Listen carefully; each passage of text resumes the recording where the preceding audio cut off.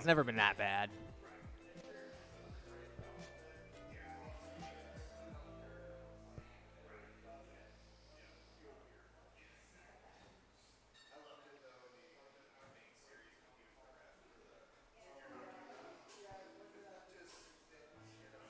See, this is what happens.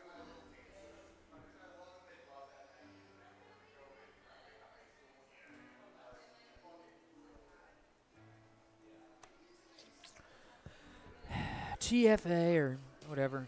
Yeah. Or not TFA. I use a password manager. Yeah. You know, security stuff. It's like, oh, it's logged in on one thing, but it's not logged in on the other. Yep. Also, for whatever reason, these captions are continuing to be screwed up. There we go. Yeah, they're getting better now. Okay.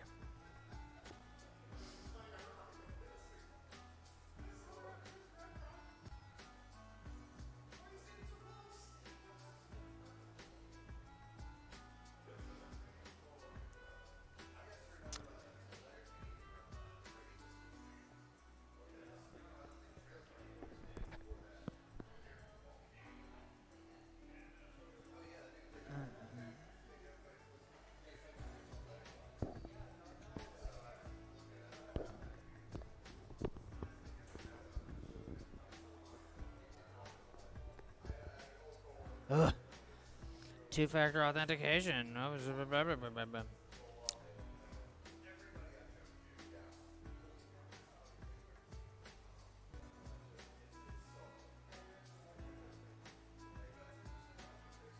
There we go.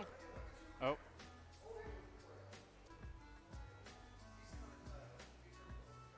Chat.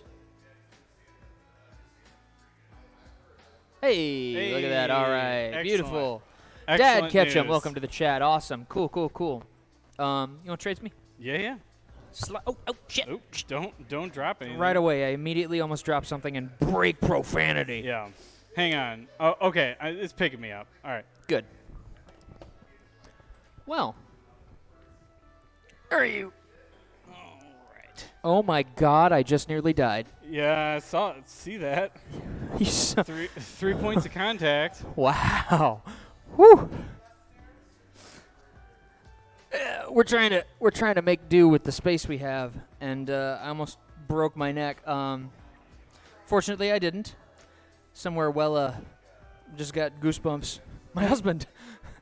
Okay. We are live and coming to you from the Crack Fox, so go ahead and hit us with that stinger, Sam.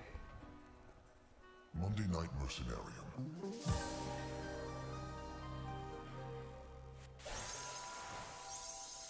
It's us. Hello. Look at us. How you doing out there, folks? Yeah! That's awesome. Cool. Hell yeah, that's what we like to hear. Welcome to another Monday Night Mercenarium, your weekly experience of strategy, chance, and majestic bald heads.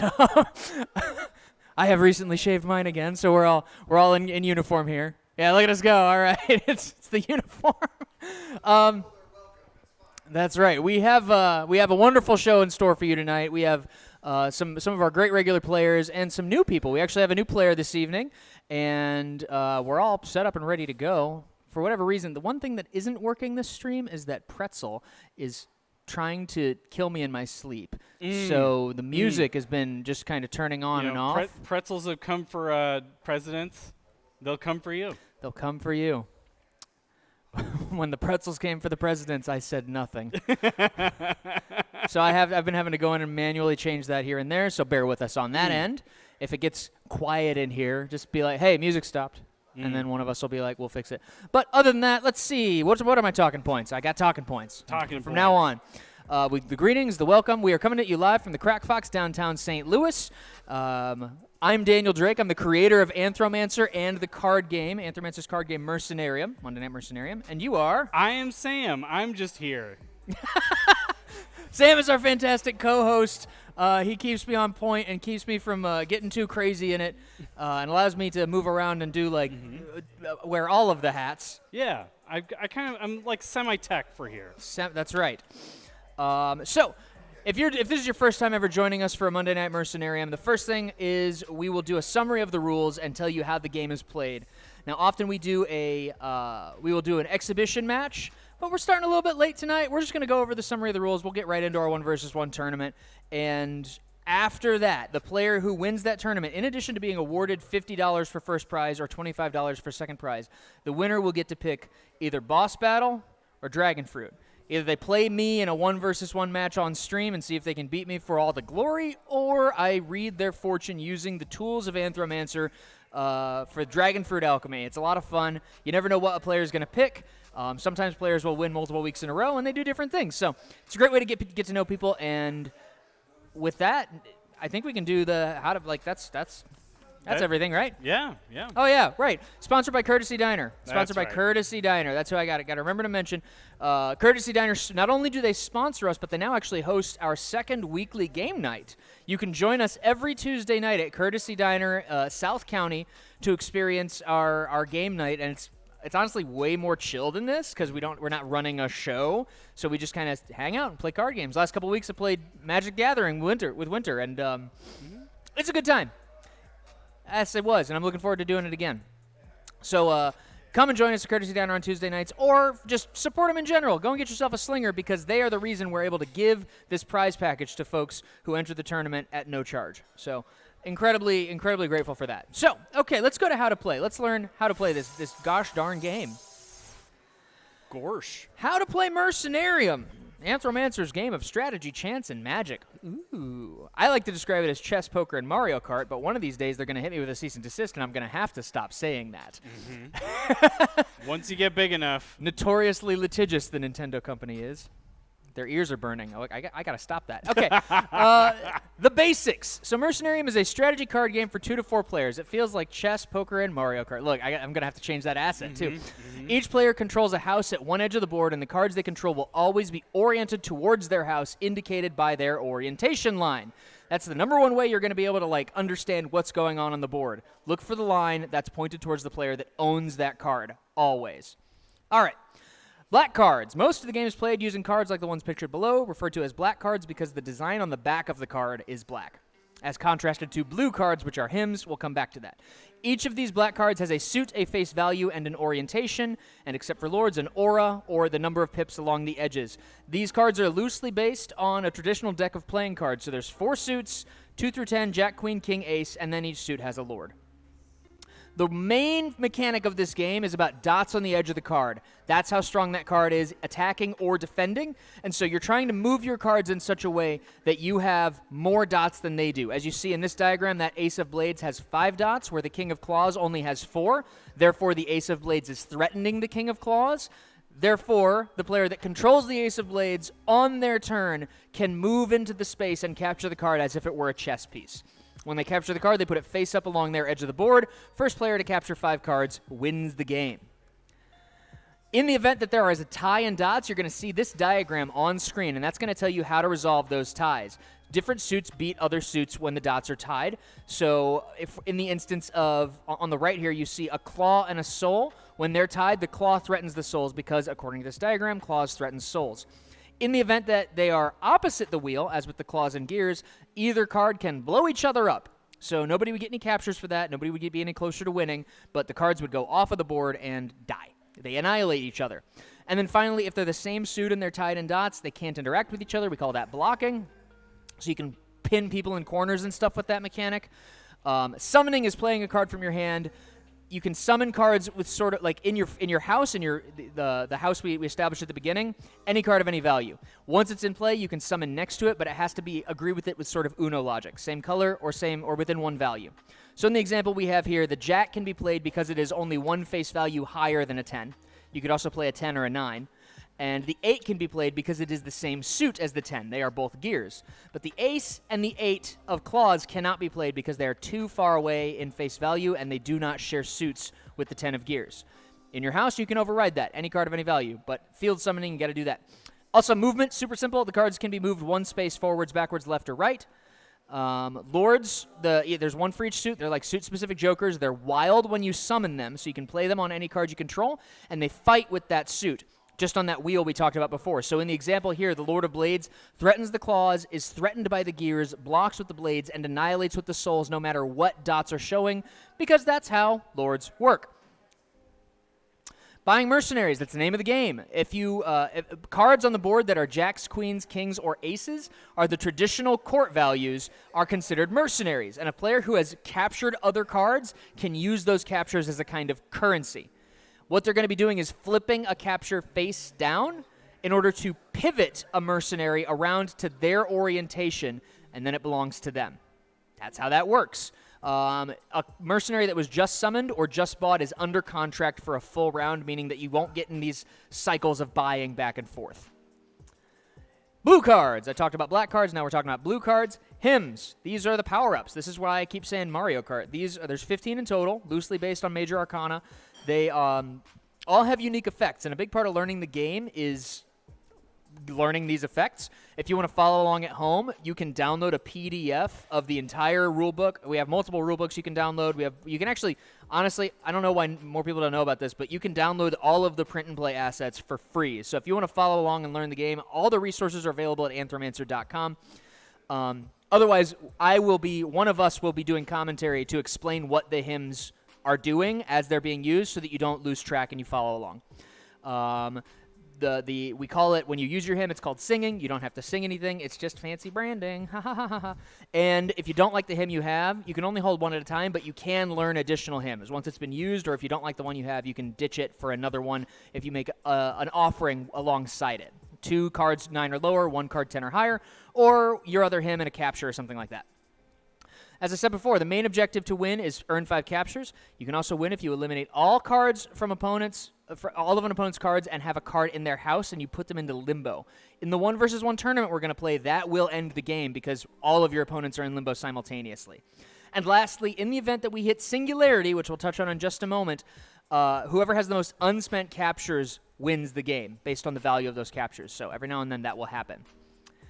This is a list of the turn actions. There's 7 in total. You do 1 per turn. It goes on to the next turn.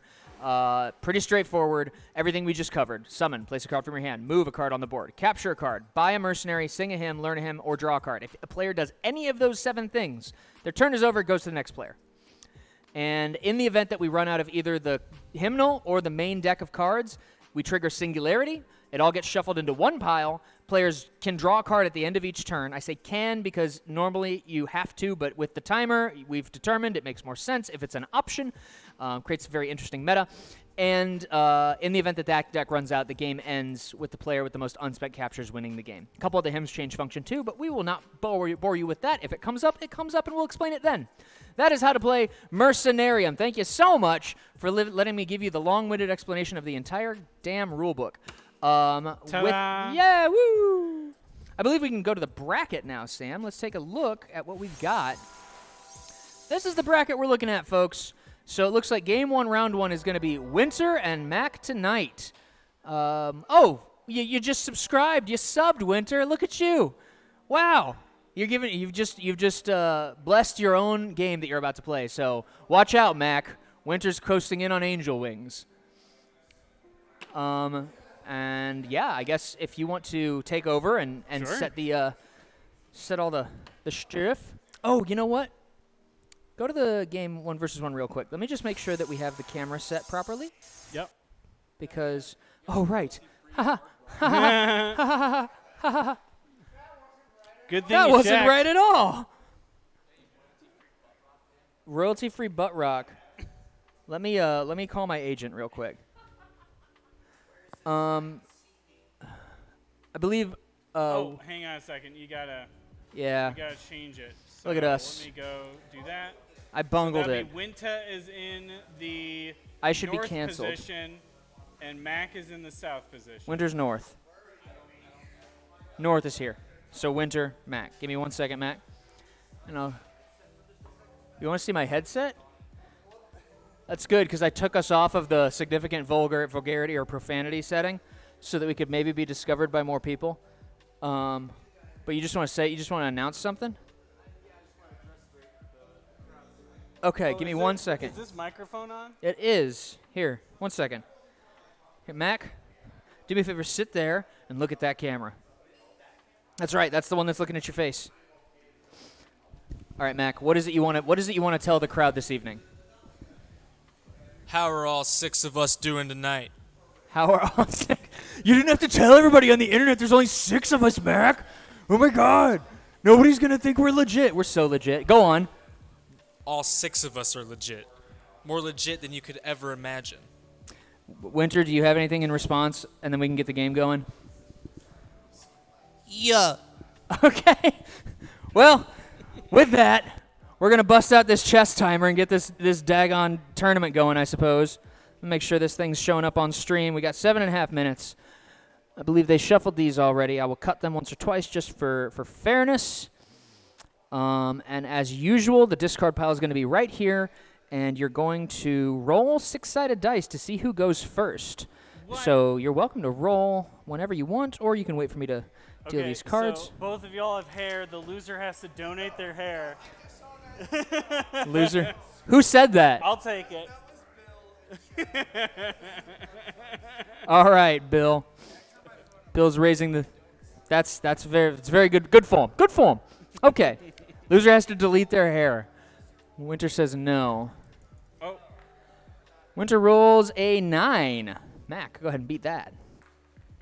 Mac rolls a 9. Well, once again, with gusto. How about an 11?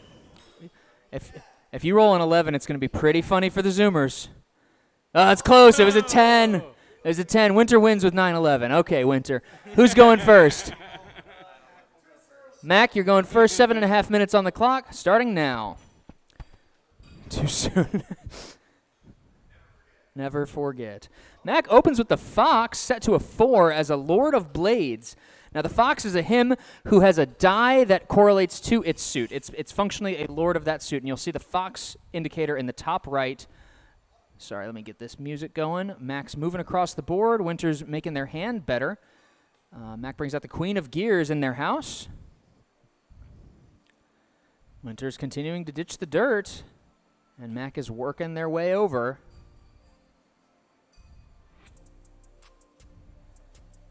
Winter is risking this dangerous moment, and Winter brings out the Lord of Gears, the perfect foil to the Lord of Blades, but Mac's going to roll that die, and that is now a Lord of Gears. We have 2 Lords of Gears head-to-head there.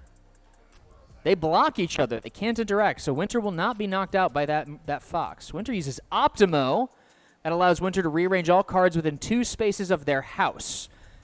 So within that radius there, Winter is going to move their Lord 1 space forward and move Mac into the corner. Mac draws a card. Back to Winter. Winter brings out the Ace of Souls. And Mac is going to ditch 2 for a him. Learns a new him. Winter moves over to attack the Fox. That Ace of Souls threatens the Fox as a Lord of Gears. Mac's going to roll again. What did we get this time? That's the Lord of Flowers. Lord of Flowers annihilates in all captures but can be used to summon anything. So Winter could technically remove both those cards, but the question is, do they want to sacrifice their ace for that? And they said no. Mac's going to roll again. Mac's playing it risky. That's a Lord of Stars, which, don't tap the clock yet. You have to pick a new suit. You get to pick whichever suit you want. You have to set it. Stop tagging the clock. You're burning time.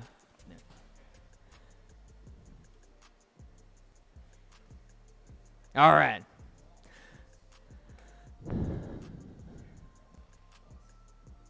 Is that a 1 or is that a... No, it's a 3. That's a 3, I see. Yeah, that's a 3 is the Lord of Gears. Also, you cannot attach seasons to a mercenary. Apologies.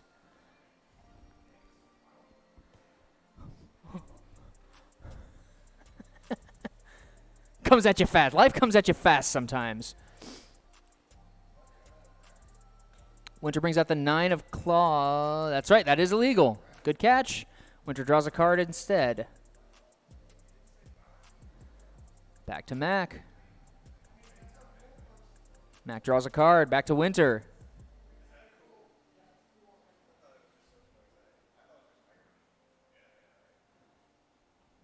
Whatever shall you do? Winter moves the Lord of Gears over.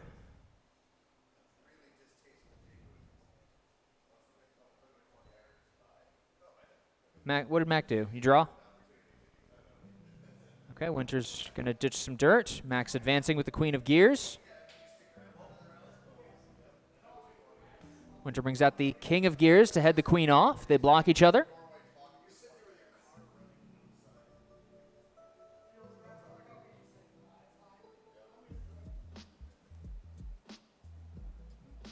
Let's see. Mac's going to ditch Seasons. You have another card with that?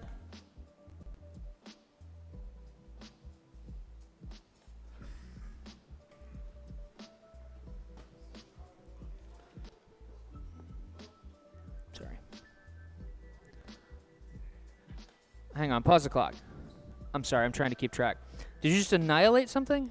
Yes, I annihilated the fox. It was set to a 3.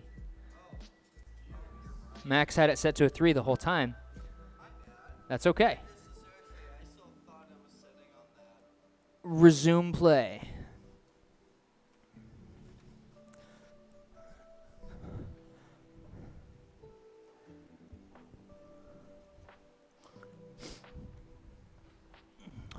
Winter draws a card, goes back to Mac. Mac's rolling. What do they got? That's the Lord of Flowers. Annihilates and captures. Now you can blow it up. That's right. And it's back to Mac. Mac's going to draw a card. Back to Winter. Winter's learning a new hymn. Don't forget to tag the clock, Winter.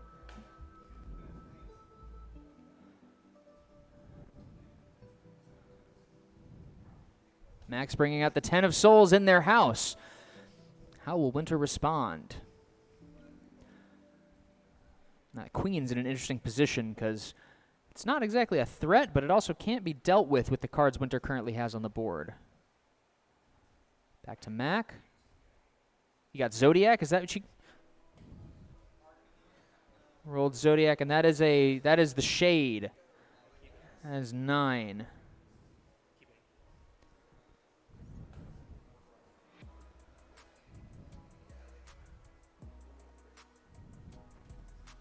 Zodiac is a hymn that echoes other hymns based on the 12-sided die that is rolled.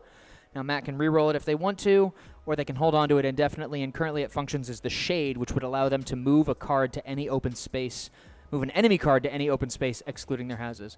Max can go ahead and use the Shade to bring this king into the jaws of death. It's now threatened by the 10, and Winter's going to evade, and Max starts moving across the board. And there's that queen. Mac is now threatening with the king and doesn't have as many escape options. Well, Winter's going to come around and threaten the queen. That's a tough spot. Mac's in a fork now. And Mac takes the capture, which frees. Winter moves back to keep the queen out of Winter's house. Winter moves forward. Mac's pulling away. Winter captures the queen and is now threatening, or captures the 10 and is now threatening the queen with that king. Both players have earned captures. Winter's going to buy the queen in a very difficult position. That's going to threaten Mac's house. Let's see if Mac has an answer. Mac does have some options. Mac's going to ditch 2 for a new hymn. Winter moves into Mac's house.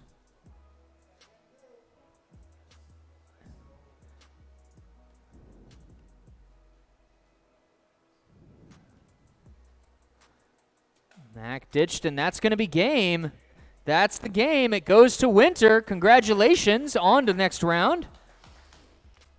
Good stuff. Good stuff. 1 second. 1 second. Mac. Yeah, that's right. That's right. This is a post-game interview. How's it feeling? What do you make of that? It was a sloppy game, Dan. It was a sloppy game. A real sloppy Joe. A real sloppy Joe. A sloppy Joe of a game. Well, Sloppy Joe of a game. But next time will be better, right? I had a good time, yes, and it will Well, be and better. that's all that really matters, right? Yes. The friends you made along the way. I'm sorry, Dan. Please don't hit me. Not this time. The cameras are on. Okay. All right. Winter, how you feeling? I feel like in the beginning I was fumbling a lot. I had no idea what I was doing, so I'm... Okay, shut up. This is my interview. But yeah, I just kept drawing cards till I found something. You pulled it off. Yeah, I found You that pulled it window. off. You recovered from that little. That's right. Put you back in your place. I don't know. Who is next? So next it's going to be Ryan and Rudy. Let's view the bracket. Let's view the bracket. I believe it's Ryan and Rudy, and it looks like Ryan's going to be in the north side, and Rudy's going to be south. Yep. Now, Rudy is a brand new player. This will be your second game ever. We always appreciate when somebody has the courage to enter the tournament so early on in their experience. It is a bold move, and we're all going to be pulling for you because you love an underdog story. So, if you can put Ryan in his place, that will be quite a journey. Everybody will be very proud of you. Yeah, we go ahead and roll those 6-sided dice. Ryan's got a 6. Rudy's got a 7. So we're going to deal the hands, and you get to decide who's going to go first. And once you've made your choice and we're done dealing,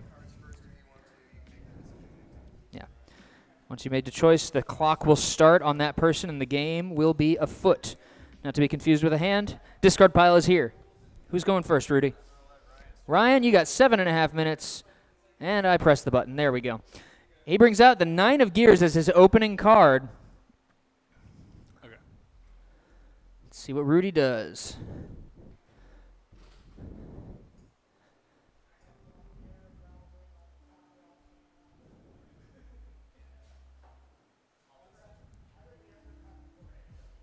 Rudy brings out the Ace of Souls, and Ryan advances with the 9 of gears.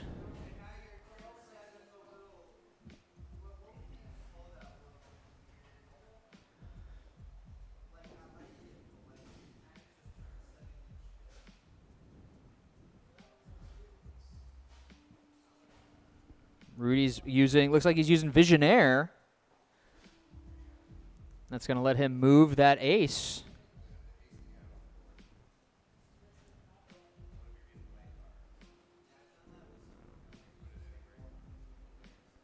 He's going to move it out towards Ryan's edge of the board there in a more threatening position. Ryan moves that 9 forwards. It's back to Rudy. Rudy brings out the Jack of Claws in his house, and Ryan advances to attack.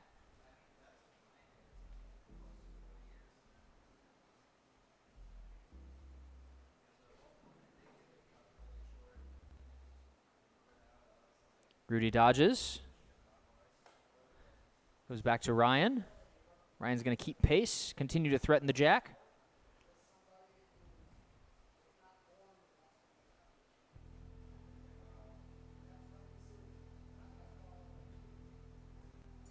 Rudy brings out the 10 of blades in his house. Ryan's going to go for the capture and threaten the 10. Ryan pulls ahead.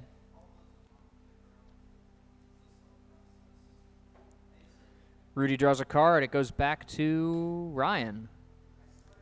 Ryan's going to take that second capture, and he's in Rudy's house. That puts... Well, no, Rudy's got that ace out there. I forgot. Rudy's fine. He's doing just great. Ryan brings out the Fool. Hey, only rolled a 1, so that's going to have 1 dot on every edge until he re-rolls it or until the Fool moves, in which case it has to be re-rolled. Rudy... He's going to pull away. He's playing defensively. Hang on. And Ryan is pursuing with the Fool. It's going to let him re-roll it. It's stronger now. 3 dots on every edge. Nice middle-of-the-road Fool.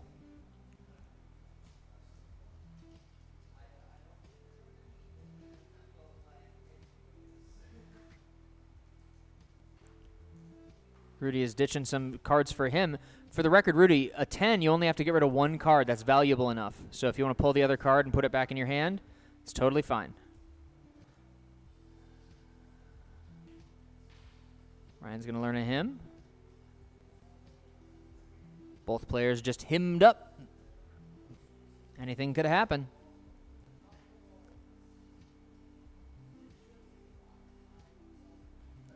Rudy draws a card back to Ryan. Ryan's going to buy the ace. That's going to put Rudy in limbo. It's a tough spot. If he can't get out of this on this turn. Oh, he's got Avarice. Nice. Bought it right back. Bought it right back. So much for that. Ryan burns a capture to no avail. Ryan learns another hymn. Didn't like the hymn he had. It looked like he ditched Druid. It's not going to serve him. Rudy pulls down. He's moving to do some housework there. Ryan rolls a 2 on the Fool. It's slightly weaker now. Rudy moves down to threaten the 9. Ryan's going to pull back. Playing defensively. Rudy brings out the Queen of Gears, threatening the 9. And Ryan moves over to threaten the ace.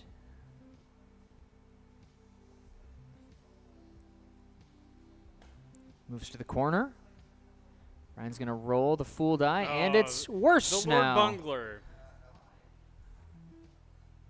What did you use? The Lord Bungler? The Lord Bungler. The Lord Bungler. Let's see what we've got. That's a 4. That's less bungled. Bungalievable. And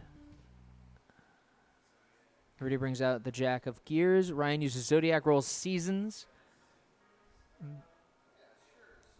Ryan's going to... You attach the Zodiac card. Zodiac becomes the replacement for the Seasons card, and use it just like you would use the Seasons hymn. Rotate it to... He's going to leave it there. That 9 now has the superpower of being able to be rotated as a turn action. Would still know it's Ryan's because the underlying card indicates him as owning it. Rudy's ditching to learn a new hymn. Ryan draws a card. Rudy draws a card as well. And an impasse. Ryan's going to take the capture. He gets to 3. Goes back to Rudy.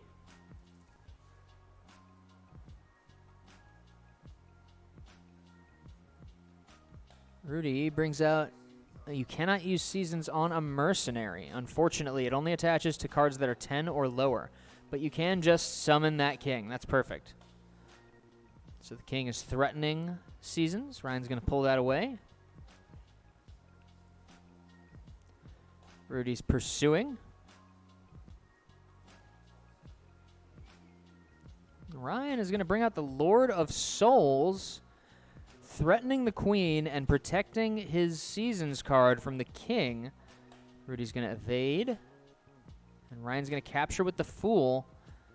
He's going to have to re-roll that, and now it's just as strong as it was. Ryan needs one more capture to win this. Rudy draws a card. Ryan moves forward. That's going to fork the Jack and the King. Now, there could be a meat war out there. Rudy's going to take the capture.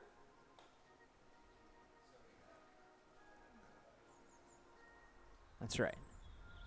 When you capture a hymn, you keep the hymn. Ryan's going to get his 5th capture. Rudy, you got meat war over there? If not, that's game.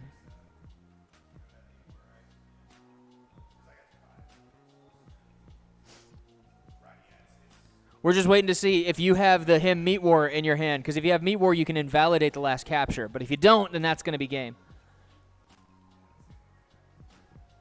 All right. Well, so it goes. Rudy. All right. Yeah. Stay put for a second, Rudy. For your bravery, your courage, you are awarded a copy of the game of your very own, totally free. I'd love everybody to give a round of applause to Rudy for showing up, taking part, and being a part of what we got going on, man. It's great to meet you.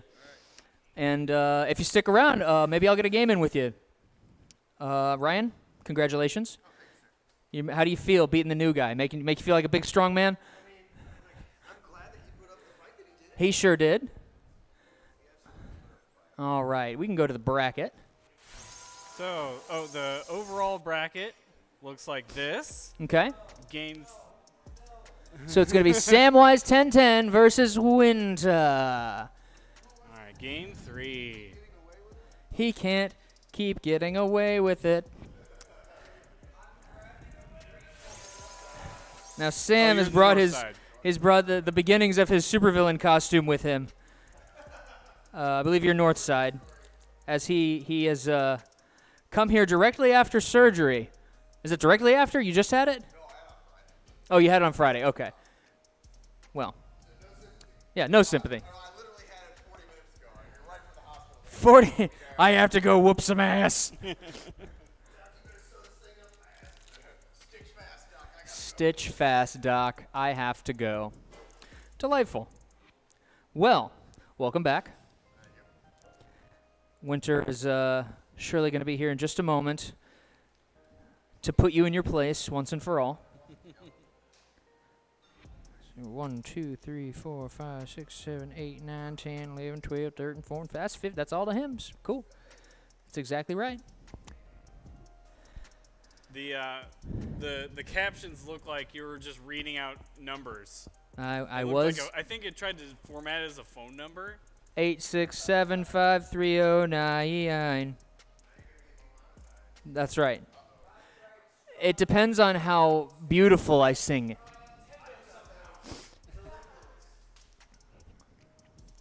And I don't think anybody on stream is going to have heard what you said, Sam, but you got any words for the chat? You got any words for... I'll keep getting away with it. He says he'll keep getting away with it. Winter, what do you got for that? Have a seat so they can see up there. They can't do that. Not if I have anything to do with it. Okay. Roll them bones. Sam rolls a 5. And Winter rolls a 7. Winter, who's going first? All right, 7.5 minutes. Sam opens with Primary right off the bat. Primary allows him to look at the top 3 cards of the hymnal, pick one to keep or sing right away. He's made his choice. We will put that in the discard pile. We will shuffle these hymns, and as soon as we are done shuffling these hymns, Sam will announce his decision, and the game will resume. So, Primary can be very powerful. Helps you actualize a better hymn early in the game. Unpause. Sam's keeping it. It goes to Winter. Winter brings out the 9 of Blades in their house.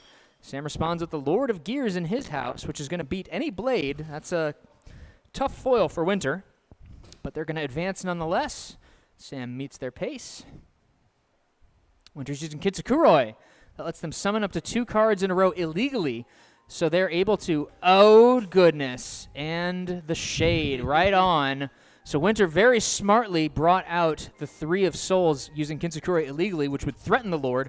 Sam immediately responded with the Shade to send the 3 into the Shadow Realm, and then Winter replied with another Souls card to threaten the Lord. So that was a very good couple of plays by Winter, honestly. Good use of,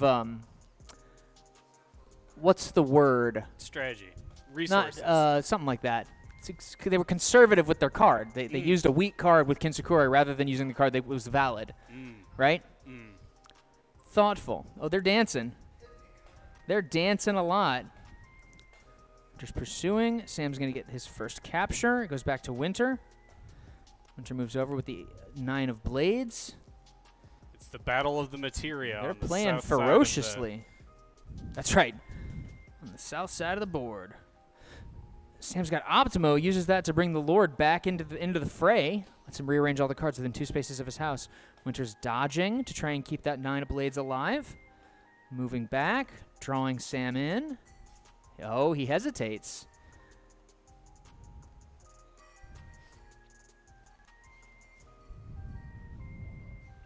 Sam's going to learn a hymn. Yeah, that's fine. Nobody saw. Back to Winter. Winter brings out the Queen of Blades, threatening the 7 of Gears.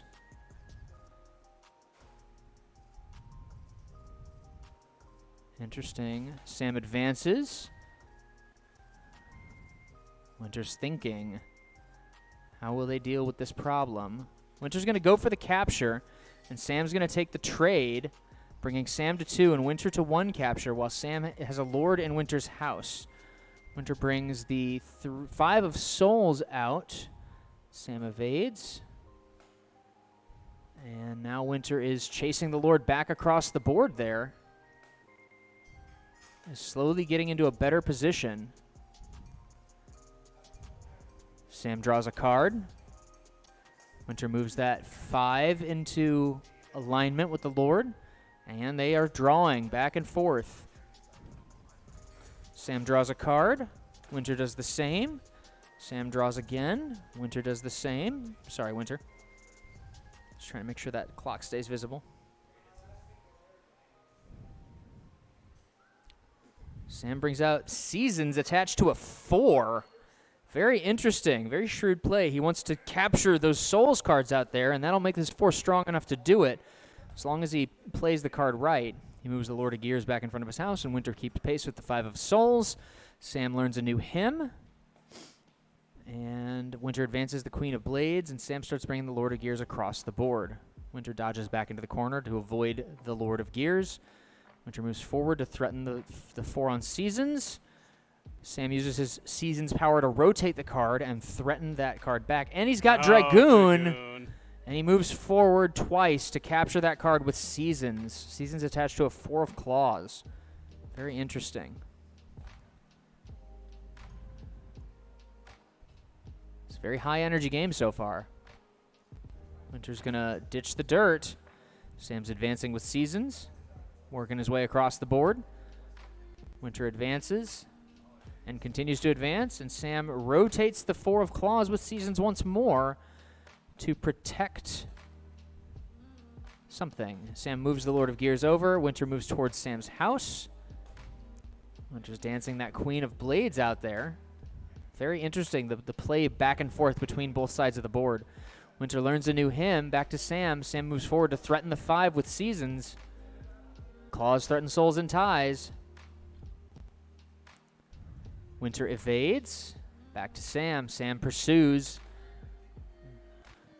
And Winter's still going for that Lord. Pulls back, defensive. Winter advances the Queen of Blades. Sam moves into the house, into his house with the Lord of Gears. Such an interesting dance unfolding here. Winter attacks. He's that 5 forward. Sam's going to learn a new hymn. Winter advances to threaten the Lord again. Sam uses Zodiac, and that's Dragoon. Oh, dear. He's going to activate it right away, get his 4th capture. That's brutal. You will pause the clock. Sorry. That's a technicality there, Sam. You flipped the card. We saw it on stream. It's all right. I mean, you just got Dragoon, so, you know, whatever. But that's 15 seconds. 15 seconds of your life. Well, you got to give 2 captures to Winter for that, for accidentally revealing the deck. And I believe it was Winter's turn, is that right? Okay, Winter, resume play.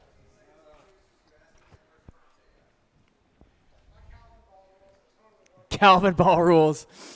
That's right. Winter brings out the Jack of Claws.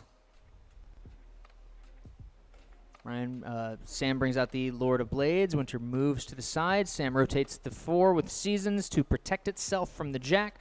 Winter advances with the Queen of Blades. And Sam pulls back. And then Winter pulls back. And then Sam dodges his Lord of Blades into the other column. Winter brings out the Jack of Gears to threaten the Lord of Blades directly. Sam advances to the Lord of Gears. Winter pulls back. Sam continues to advance, knowing that as long as he has 4 captures, he doesn't have to worry about that trade. He's going to buy the Jack of Gears and threaten the Jack of Claws, cementing his hold on the center of the board there.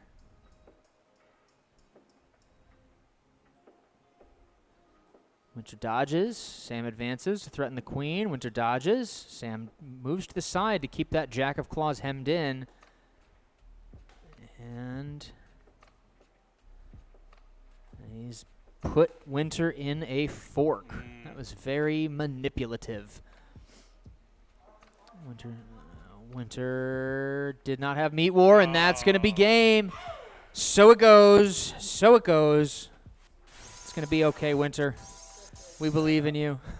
Shut the fuck up. We love you so much. He can't keep getting away with it. It was an honorable attempt.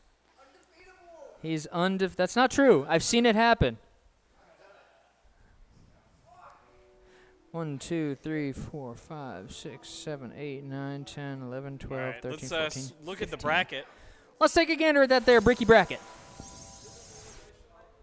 It is not double elimination tonight. We just did a single elimination. We had 6 players. That's enough. All right, so game 4 is Mud Fudge versus Not That Ryan Adams. Not That Ryan Adams and Mud Fudge to the stage. So you are to the south. You're going to be sitting over there. Right there. Don't mind if I do.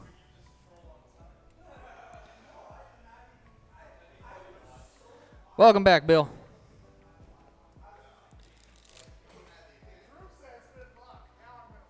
Drew gave you good luck.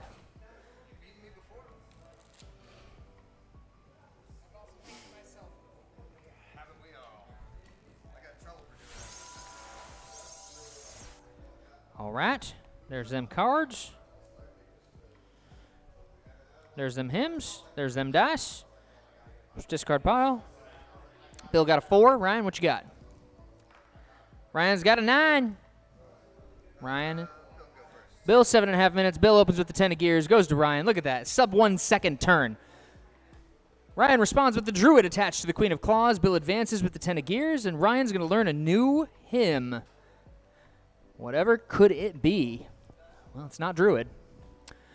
Bill advances with the 10 of gears. Ryan dodges to the side with the Druid. Bill continues to move towards Ryan's house, menacing his way in. Ryan draws a card.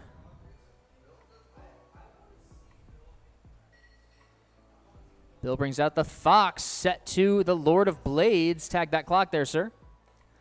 That is going to threaten the Queen of Claws in any orientation.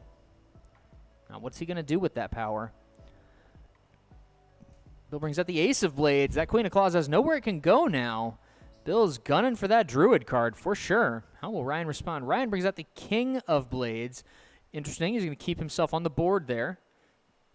Bill's going to capture that. He's going to keep the Druid card. That means that he is in the lead. Ryan advances the King of Blades. Bill's thinking. Bill's going to ditch for a new hymn. Ryan starts bringing the King around the back. It's going to block with the Fox.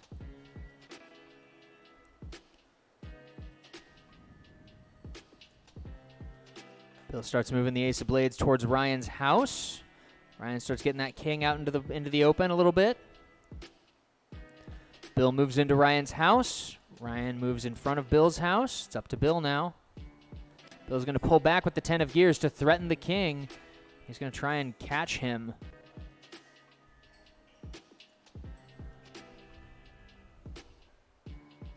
Let's see what we got. Bill draws a card. Ryan brings out the Queen of Blades in a threatening position there. Bill dodges forwards with the 10 of gears. Brings that 10 behind the Queen now, getting on its weak side. Pulls back.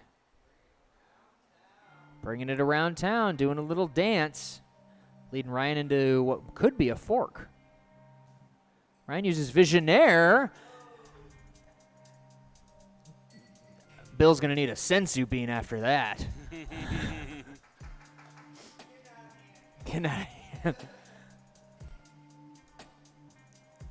And there's the Fool. Bill's got the Fool and the Fox. The Fool now set to 2. 2 dots on every edge. The Fox is a Lord of Blades. That would be an achievement if this was an Xbox game. Mm-hmm. Chivos.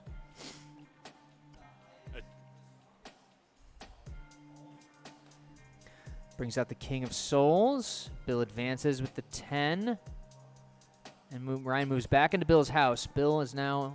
He's threatening the Queen. He's going to take the Queen. He's going to take the capture. That's going to give Ryan the chance to trade, except Bill had Meat War. Ryan continues to have no captures, but it does go back to Ryan's turn.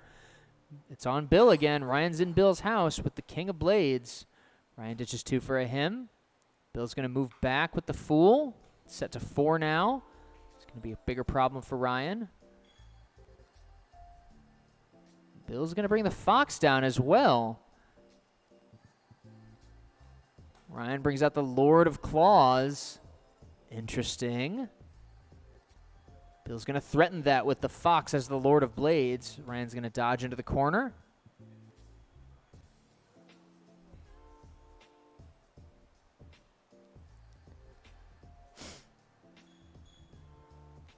Bill brings out the Jack of Blades behind the Lord of Blades, giving it nowhere to run.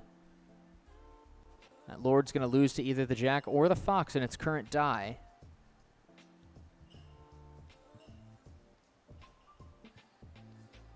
Ryan evades, gets that king out of there. Bill's going to take his third capture. Ryan draws a card. This King of Blades is really holding on for dear life. Bill draws again. Ryan does the same. Bill brings out the Ace of Souls to threaten the King of Blades, and Ryan evades. Bill moves forward with the Ace of Souls. Ryan moves out to the edge. Bill's going to go ahead and buy the king after all this time to put Ryan in limbo.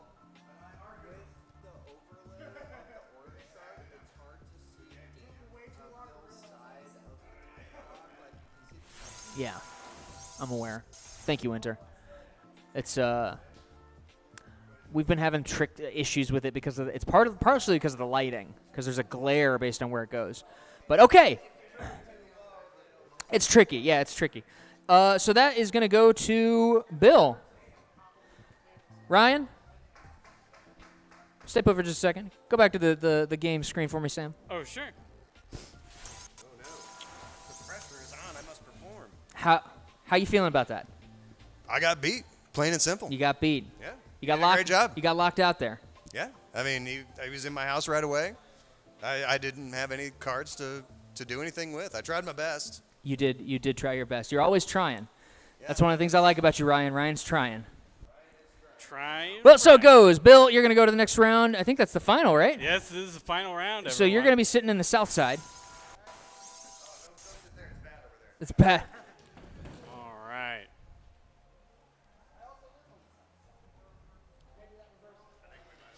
All right, and the final round of Sam It's the Wise, final 10-10 round. versus Mud Fudge. Samwise 10-10 versus Mud Fudge. You've never played him before. That's this is true. Nobody would know. Nobody would know. Playing Sam is like seeing John Cena. You just can't. All right, 5 and 5. And one him each. There's the dice. Discard pile goes here. Sam rolled a 3. Oh.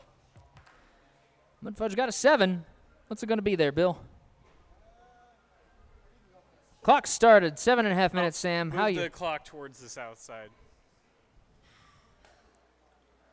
Oh, Yeah, no, I know. I okay. can see it. Okay. Is that a little better? Yeah. Kinda. Yeah. Carry on. So Sam opens with the Druid. Bill opens with the Fox set to a Lord of Gears. Sam's going to ditch a Jack and learn himself a new hymn. Now the Druid attaches to a Mercenary and makes it so it cannot be bought. So that's the power of that card. Now Sam's also got Seasons. He's attaching left and right. Seasons with a 5 of Souls. That's going to threaten the Fox with its current die as Souls threaten Gears in ties. Bill keeps pace with the Ace. Sam moves forward to protect.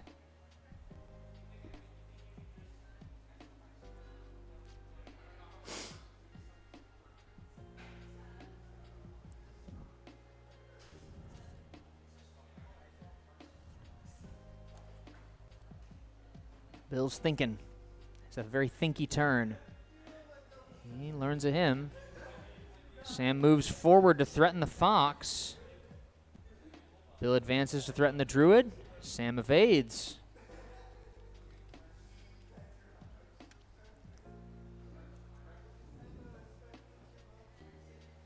Bill's going to learn a new hymn. Sam pulls back to threaten the Fox again. Bill moves forward to threaten the Druid again, and Sam evades. We've seen it before. Bill looks like he threw Zodiac. What did he roll? Bill threw Zodiac, and he rolled Avarice. He's not going to use Avarice, so Bill's got Avarice sitting, floating. Sorry. Bill's going to roll the Fox die. That makes it a Lord of Blades. That annihilates with the Souls. Sam just got to decide, does he want to sacrifice Seasons or continue to play this dance? Bill moves into Sam's house. And Sam's now going to work his way across to go for Bill's house. Bill brings out the King of Claws. Sam brings out the Lord of Gears to threaten the Fox. Very interesting. The Fox is the highest value capture. Bill evades. Sam pursues.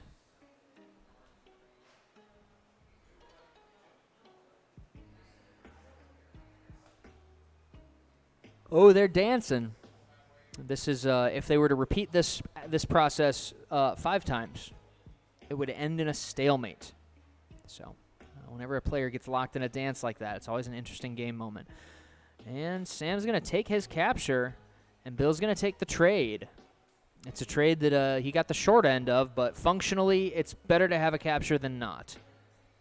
So Sam is technically in the lead. Bill brings out the Ace of Souls, threatening the Druid. Sam advances to threaten the King of Claws, and Bill evades.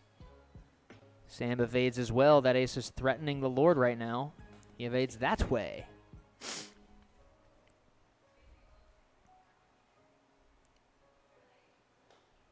Bill draws a card. Goes to Sam. Sam does the same.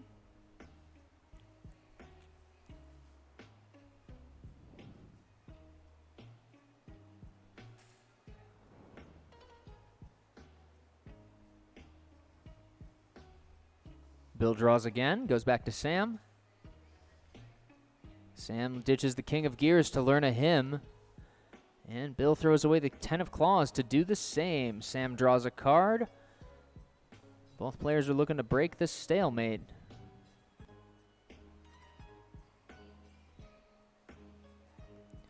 Bill uses the Shade to throw the Lord of Gears into the center space. Pretty interesting move. Sam uses Avarice to buy the Ace of Souls without spending a capture, putting Bill on. Do we know when you learned it? This? I learned it before I picked up the Shade. Before I picked up the Shade. Right. Okay, well, what we're going to do, let me think through this, because it's going to be pain in the ass to rebuild the game state, so we're going to sacrifice this, and we're going to punish you on time, okay? Does that seem fair? Does that seem fair for you? Okay. All right.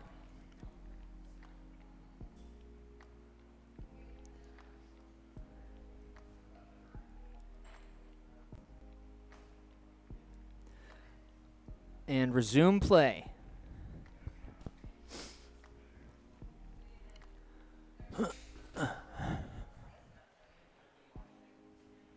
All right, so Bill brings out the Queen of Claws in his house. Sam responds with the 10 of Blades.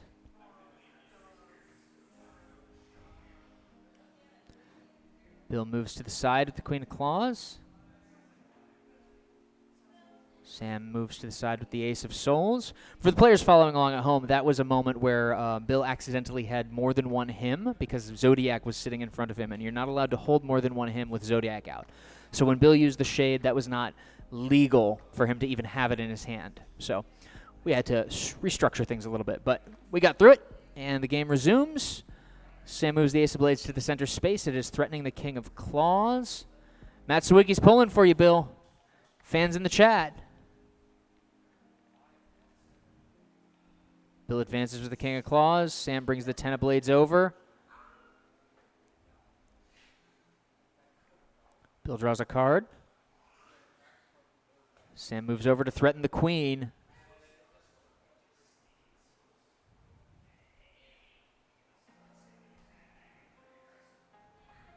Bill dodges. Sam advances with the Druid, corralling that Queen to the corner ever so slowly.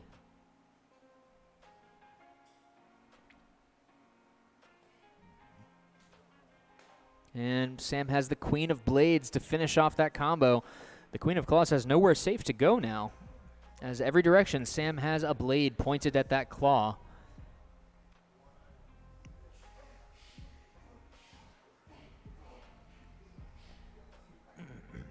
Bill moves to the side with the queen of claws. Sam advances with the Lord of Gears. Bill moves out to the corner. Sam moves in. He's trying to make this as clean as he can. Bill moves south to threaten the King of Blades, but Sam annihilates, leaving Bill with just a Queen of Claws on the board. Bill brings out the 9 of Gears, threatening the Queen. Pretty solid, but that 10 is going to prevent him from advancing much. Dragoon, and he gets the Druid. There we go. This is still a game, folks. Sam moves over to threaten the 9 with the 10. Bill pulls back. Sam moves into Bill's house. Bill moves forward. Sam moves down with the Queen of Blades. Bill moves forward again. Sam moves over to threaten the Queen of Claws, and Bill escapes. And Sam moves forward to threaten with the Ace of Souls, and Bill evades again. Sam's doing everything he can to move these pieces around to try and lock down some captures, and Bill continues to be slippery. Sam pulls back. How's Bill going to evade here? Brings the Queen of Claws over to turn it into a trade and threaten the Queen of Blades. Sam evades. Very interesting. Bill moves into... He draws a card. Sam's playing it safe. Pulls the Queen back to threaten the Queen of Claws. Bill's going to buy the Queen of Blades. Very interesting. Now that time penalty is coming back to bite Bill in the ass now, for sure. He could pull it off. I've seen crazier things happen. Bill's keeping the threat on that Ace of Souls. Sam's going to buy the Queen back. Back to Bill. That Queen of Claws is threatened. Bill evades. Sam pulls back. Bill evades again. Sam moves in for the kill with the Ace of Souls. Bill dodges, Sam dodges the 10. Bill moves in to fork Sam. Pretty solid. That's a very solid turn. Got half a minute there, Bill. Bill advances to capture the Ace. He's at 3 captures now. Sam moves forward to threaten the Queen. Sam's chasing that Queen. Bill moves over. Interesting. Sam's working for this. Bill's buying the Queen. He advances. Sam pulls back to stay on the threat there. Sam pulls back again to threaten the 9. Bill has 13 seconds. Bill evades. Sam advances. 10 seconds.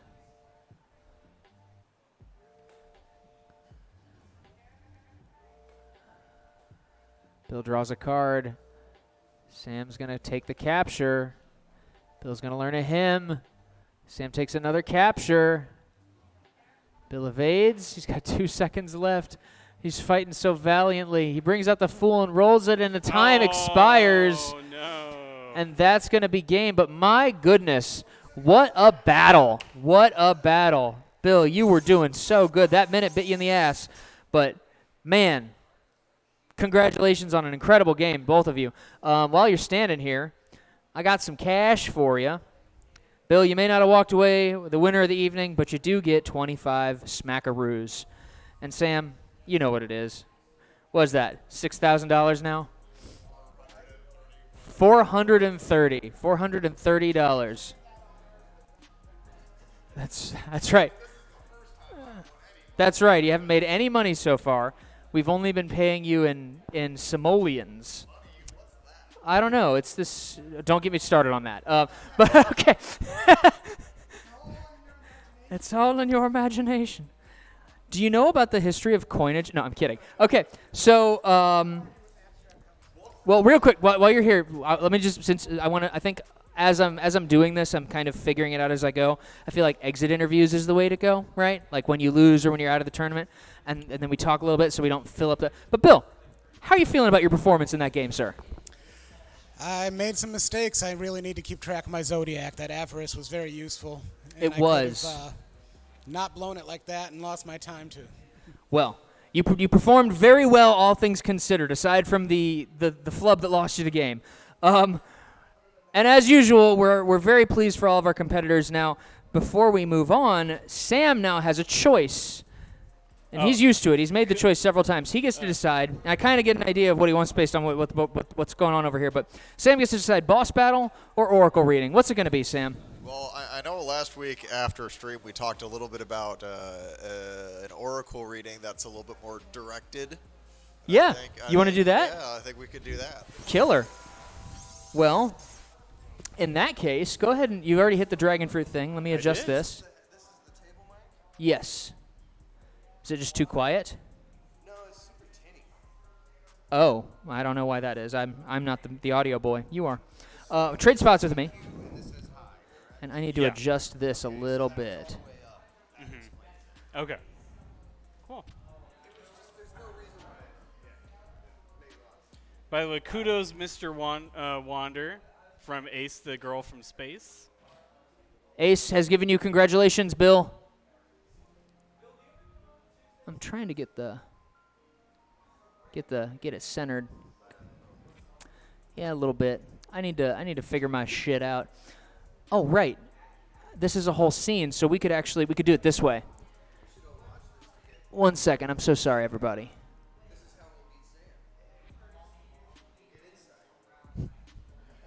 Yes, this is how we're going to beat Sam. We're going to watch his readings and learn about his deep suppressed traumas. And then we can exploit those by like showing like really ugly images on the wall behind him just to get in his head. Oh, don't worry. I do this stuff for a living. I can't get this damn thing to. Okay, well, I'll fuck with that later. I'll mess with that later. That's right. How did you know that? Who told you? Okay, well, because I can't get this overlay to work right, we're just gonna make the dragon fruit graphics. We're just gonna make those invisible, because that's just getting that to line up is apparently impossible for my stupid brain. So with the dragon fruit reading, we will just be doing a reading for Sam, the kind of reading that I would give at my normal. I do gigs at the fortune teller bar sometimes, and so this is an opportunity for us to. I need you to be mic'd. And so what we're actually going to do, Sam, if you need to talk, can you use this mic? And can I take yours? Yeah. Just so that if he has anything, because we're doing a more directed one. So, you cool with that? Cool. Right on. Here you are, sir.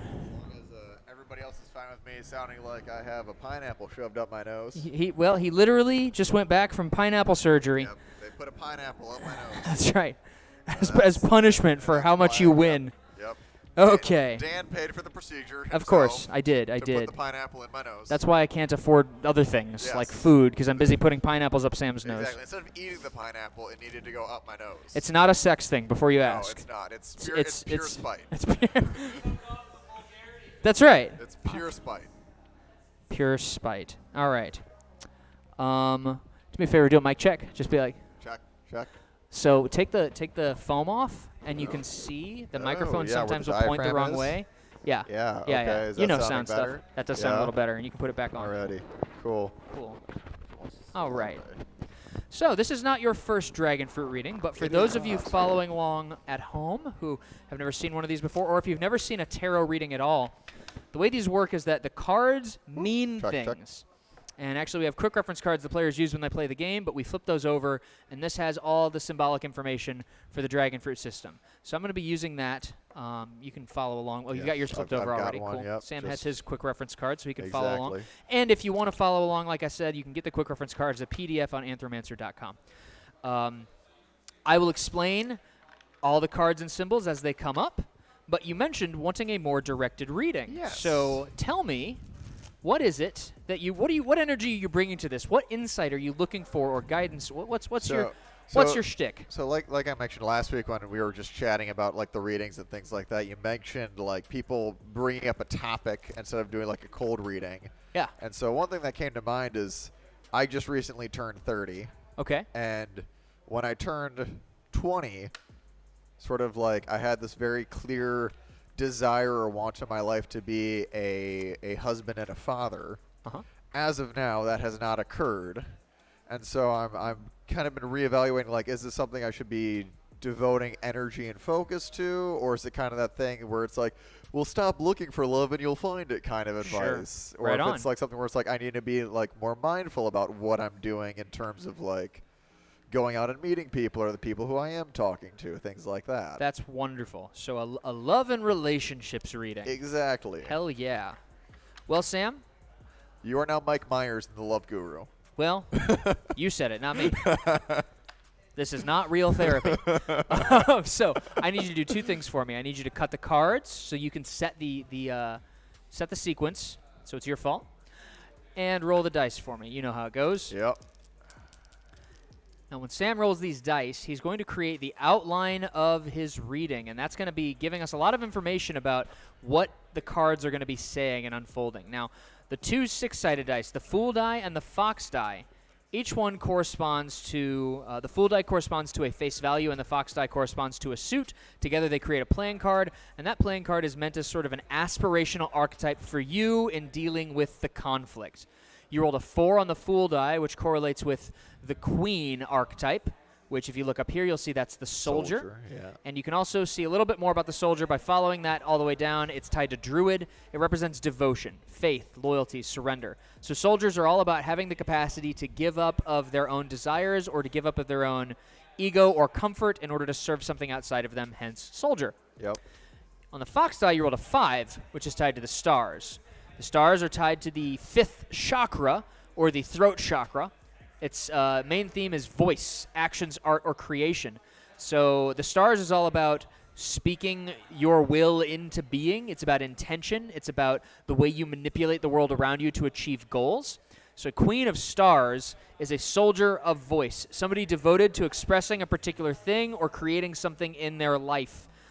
Now, that's the archetype that's supposed to serve you. That's the aspirational sort of hero archetype. That's who you should be to solve the problem, right? Okay. A soldier of voice. Your challenge as the soldier of voice, you rolled a 5 on the Zodiac die, which brings up the themes of Dragoon, wouldn't you know it? Yep. Whose core meaning is thrust, choice, judgment, attack. Dragoon is all about, as you know from the game, it's about seizing forward, surging forward abruptly. When we talk about thrust, I like to talk about, I like to use the metaphor of pulling a trigger. Yep. And I bring that up because when you pull a trigger, you release a lot of energy, even if the actual act of releasing it is not hard to do. So it's important that you're aimed in the right direction when you do it. So your challenge, you are the Queen of Stars, a soldier of voice, and your challenge is thrust, choice, judgment, or attack. So given the context of what you brought into the reading, it feels like the reading is going to be about you finding the courage to act, if that makes sense, Yeah, rather that than makes- waiting for the universe to bring it to you. Yeah, and that does make a lot of sense because, like, I know specifically in like sticking with the topic of like romance, is I've always been more like hang back and wait and be like, okay, maybe when it's perfect, I'll. Oh, nope, no. Sure. The wind's not quite right, so maybe I'll wait until tomorrow. No, Right on. okay, no, it's a little humid today. Maybe I shouldn't say anything today. That's very much been like in the past when I've approached like relationships or like asking people out on dates, things like that. It's very much been like a. It's just not feeling like the right time to do it kind Sure. of thing. So that does make a lot of sense where it's like the challenge is taking action in the direction that I want to go. So that Perfect. makes a whole lot of sense. Well, then let's get into the meat and potatoes. So we're Alrighty. going to go into the 4 houses, starting in the past. This is the Earth house. It's tied to the past. It's saying something about what led to the current conflict. Now, it's also going to be a hymn. Hymns usually carry a little bit more weight, a little bit more power. Let's see what it has to say. In the past of this conflict, you have Seasons. Now, Seasons is a water card. Water is, if you'll see the alchemy wheel, Earth consumes water. So the House of Earth consumes the Seasons card, and it usually means that the energy of the card is diminished and muted. Now, Seasons, in its normal orientation, simply represents cycle, decay, rebirth, evolution. And that's kind of evoked by the card art. It's the idea of death, decay, leading to Rebirth. new life. Yep. That, like, it's one big cycle. And also, in particular, it's about change that takes place over a long period of time, about growth and organic unfolding. But when it's muted like that, normally it indicates, I don't want to say necessarily stunted growth, but it indicates a kind of like hibernation period, that the growth, the change, the transformation is not occurring. It's on pause in some way. And that's what leads to your current challenge with thrust. Does that make sense? Yeah, I think that does make sense. Like, as being a, very shy and reserved kid and into teenage years where I didn't really come out of my shell until, like, senior year of high school, college, when I actually started, like, actively going out to, like, social events instead of just, like, oh, did I get invited out? No, okay, I guess I'm just going to be here. And, college was when I was like, oh, I kind of want to go do that thing, so I'll go do that thing. Yeah.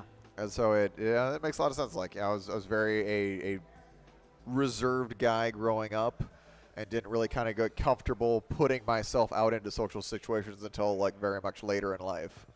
So, yeah, it's tracking so far.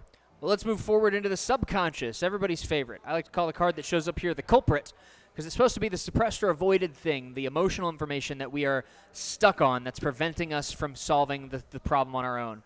We have Arcanum. That's interesting. So this is an Earth card in the water house. Earth consumes water, so Arcanum consumes your emotional energy. Whenever the culprit card, is in that kind of a consuming relationship with the house, I visualize a sort of like it's taking you more emotional energy than you realize to keep this thing at bay. Now, Arcanum normally represents catalysis or sudden change, collapse, release, and freedom.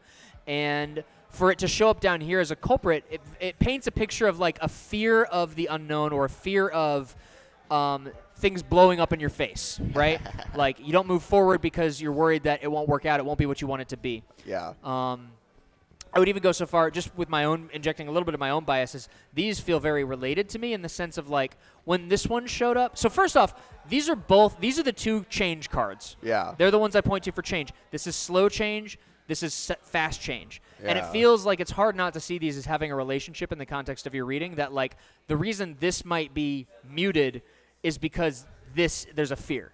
Fear of it going wrong. Yeah, I think that's totally makes sense because it's like it's that thing where it's like, like fear of rejection is like a huge thing, and people are always like, well, how do you get over your fear of rejection? You just get rejected a lot, and you get used to it. It's like, how do you get over your stage fright? You get on stage. Yeah, you just get on stage and do it a lot. And so, like, for me, being like a very much more, when I was younger, and even nowadays, still very much reserved and kind of not super quick to action, I haven't really asked out a whole lot of, women to go out on dates with me. So it's like that, like the fear of rejection is definitely a little bit more heightened.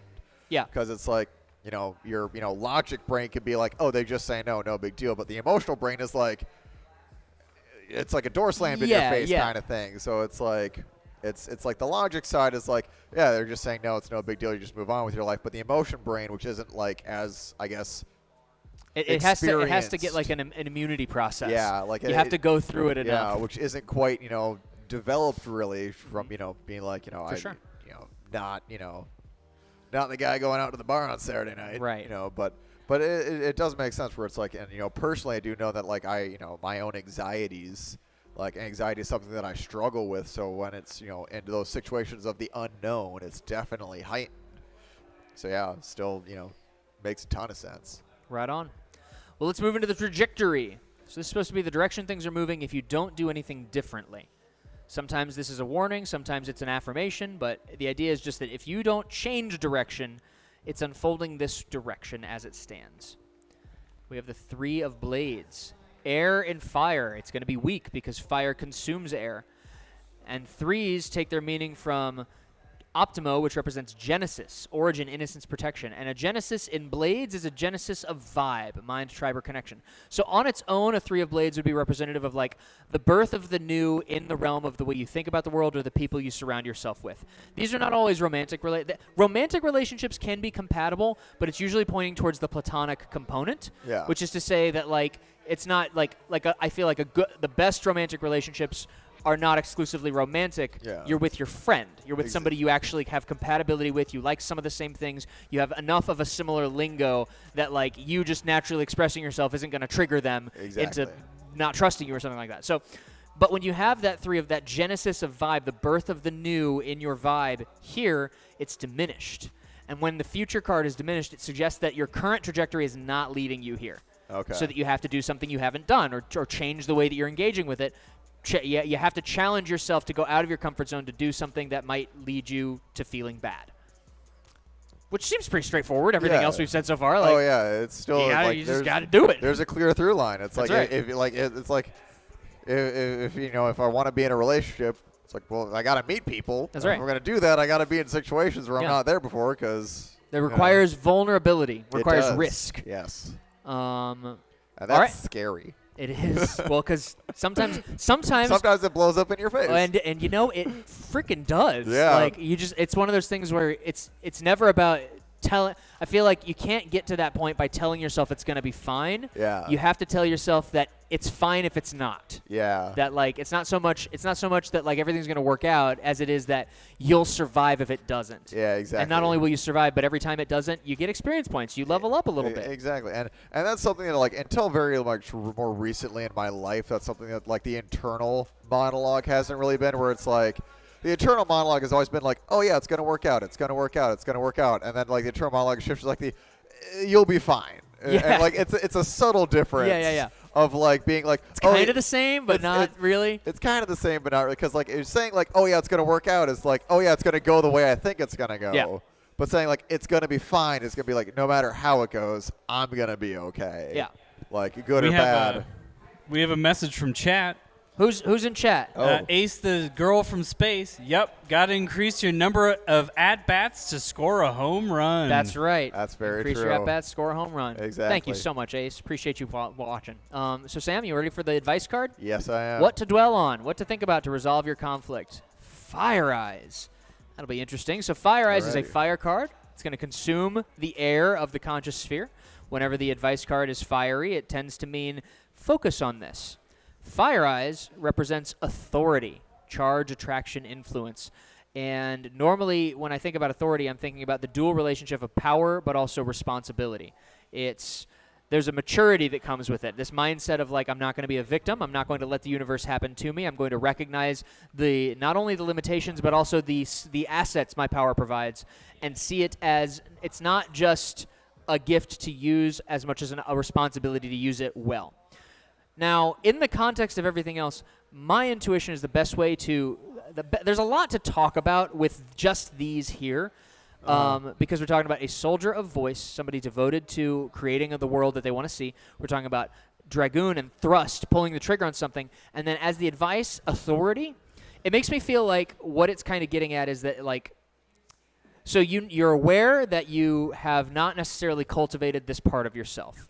The part of yourself that has experience points for being in relationships. And it's its own skill tree, right? Oh, like, yeah, it is. Like, and being afraid to start that process can leave you feeling, sometimes it'll leave you feeling like you've missed out or like you're behind the curve or something. And there's some truth to that. And then there's other things you don't have to worry so much about it because you start when you start. But I feel, now I'm going to be bringing some of my own shit because I kind of had the opposite problem where I pursued a lot of different people very hard. Like it wasn't that I did it all at once. It was one after another that I was convinced was like, okay, well, because I can love anyone. I'm a good guy, so like I want to get along with everybody. I would just throw myself into relationships over and over and over again. And like I will say, I did eventually learn, but I have observed lots of other people who maybe didn't go as hard as I did and might have learned a little faster because they were actually careful and like you have had the chance to get to know yourself a little bit better than you would have if you dove in when you were younger. Oh, and probably, because you know yourself a little bit better, because you have that sort of that understanding that comes from experience and that power and that responsibility, it's your ability to find people that will be compatible with you will be a little bit more developed. Ideally, you have the opportunity for it. So now if you're at this point in your life, if you are able to clearly articulate the world you want to create, the kind of relationship you want, which some of that will be vague, some of it will be cloudy because you don't have the experience, but you I think you probably have an idea in your mind of like the way you want to feel in a relationship with somebody long term. And if you have that in your mind and you stay mindful of that, then you have what you need to roll the dice with some people and through that process evaluate and be like, is this the feeling I want? Is this the way I want to feel? Is this the kind of relationship I want to build? Or is this something that I'm having to compromise on who and what I am? Now, I will say the danger of you I mean, the danger that you've been worried about the whole time is that, and this is something that I don't know if it has to do with how old and how well you know yourself, or if it's just something that comes from going into relationships and stuff and trying it out, is that you will people please yourself into oblivion, if that makes sense. Like, I feel like you and I don't know how many people are like this, but I know a lot of people, and I get the vibe from you, similar to myself, that there's a sense of like you want to be a good man. Yeah. And that is it's good to want that, but it's also that can be exploited unconsciously by people who don't even realize they're doing it. 100%. And as long that's the risk that the relationships that I've gone through and come out on the other side and been like, that sucked. Yeah. It's always been this kind of like, I put up with a lot more than I should have, and the older I've gotten, the more of a hair trigger I've got on it. The more like as I've gone through those relationships, I'm now in a place where I'm like, okay, I know that's fucked up. I know that, or rather, it's not so much about the other person being fucked up as it is incompatibility. Oh yeah.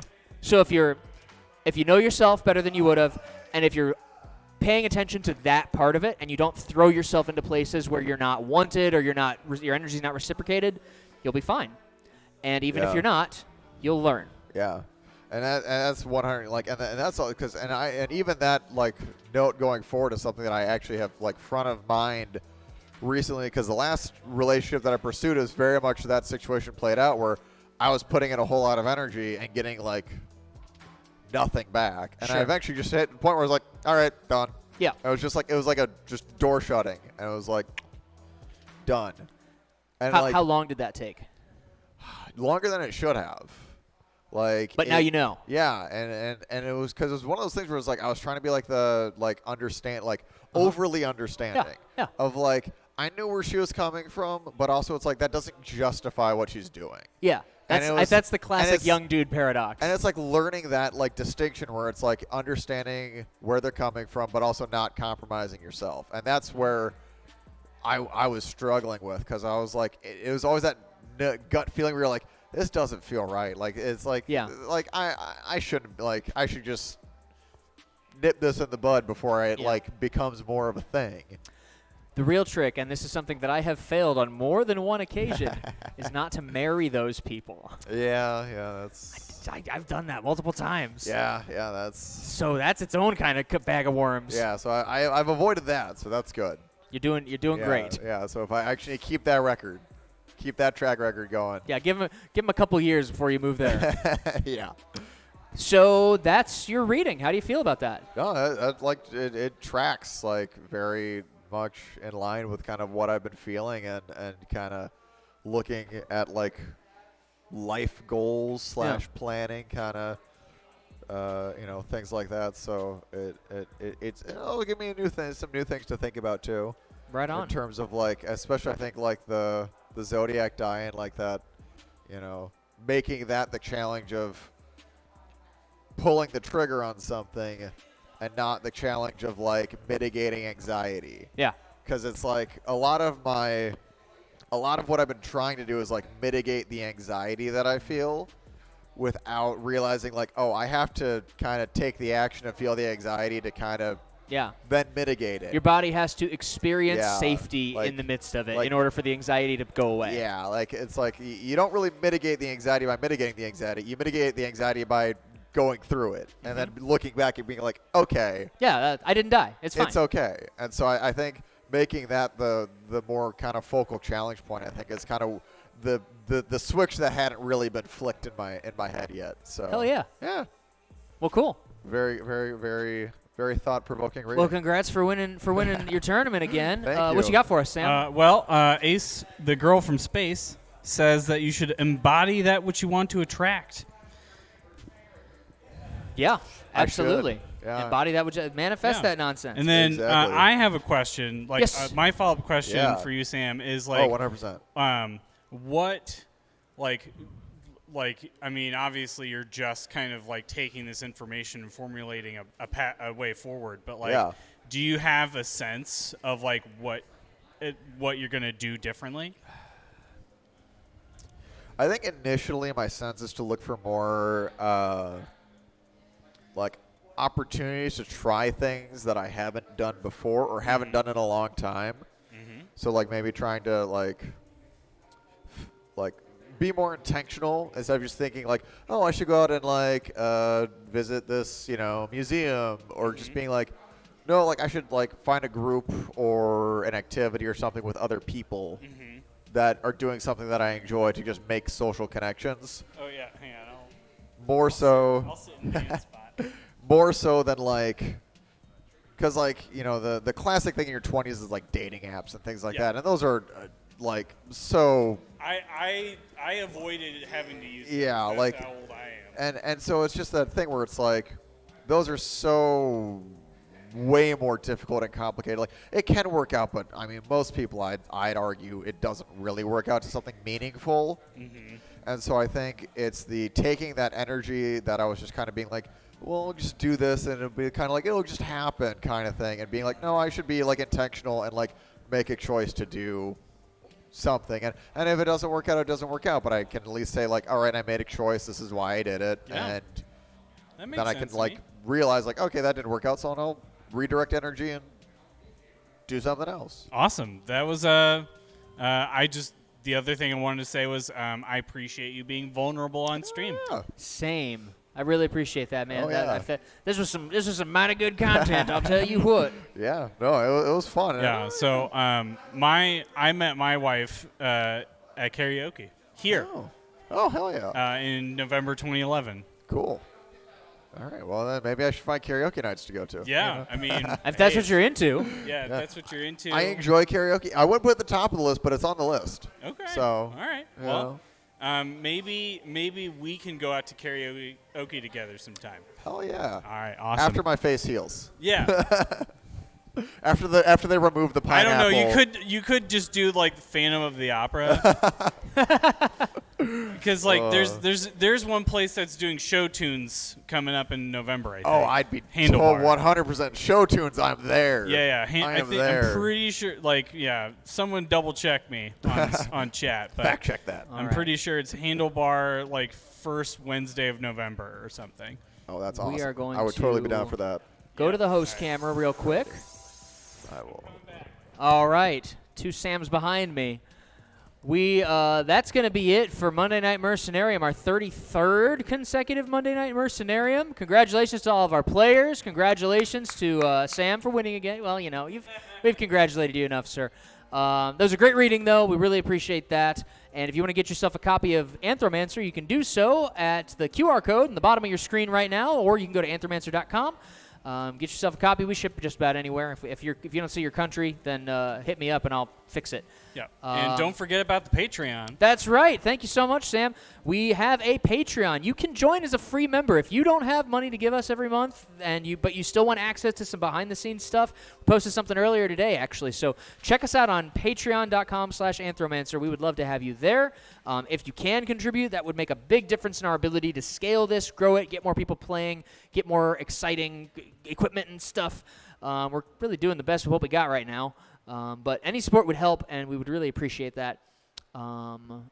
And shout out to Courtesy Diner. We will be there tomorrow once more every Tuesday evening at Courtesy Diner, South County, just for a regular hangout game night. Call it Pancakes and Parlor Games. So we hope you'll have if you got the time, you got the energy, you want to come do something fun, come to the South County Courtesy Diner on Tuesday nights from about 6:30 until about 9:30 when they kick us out. So we'd love to see you there. You can join Anthromancer's Discord, be a part of the communication, find out where we're going to be, what's coming up, be a part of the development process. I have some new ideas unfolding. Wella and I are redesigning some aspects of the product, so that's going to be in the works. There will be a Kickstarter at some point. And finally, I think that's it. Thanks so much for tuning in, everybody. Until next Monday. We love you. We love you. You've been watching Monday Night Mercenarium. Time for that stinger. Monday Night Mercenarium.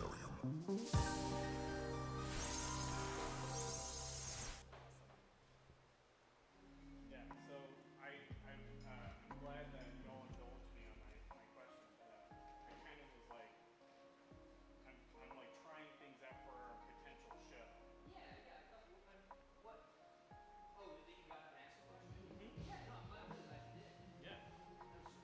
Yeah, like kind of like an exit interview.